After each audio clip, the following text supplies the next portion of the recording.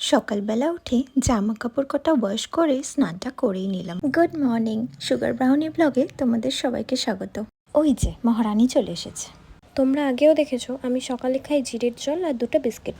হ্যাঁ, জিরের জলটা খাওয়ার সময় আমার মুখটা প্রতিদিন এইরকমই হয়। হোমওয়ার্ক করছে। কাকামণির বাড়ি থেকে একটা কাঁঠাল দিয়েছিল, এত মিষ্টি যেন অমৃত। এটা নিয়ে ওর কাছে চলে এলাম, কারণ ও কাঁঠাল খেতে ভালোবাসে। চলো জিমে গিয়ে দেখা হচ্ছে। এই যে চলে এসেছি জিমে, আর এসে এক্সারসাইজগুলো শুরু করে দিয়েছি।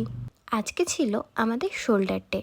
যতক্ষণ না শোল্ডারে পেন হচ্ছে আমরা তো ছাড়ি না, তাই ঝটাপট শোল্ডারের সবকটা ভ্যারিয়েশন কমপ্লিট করে দেখি।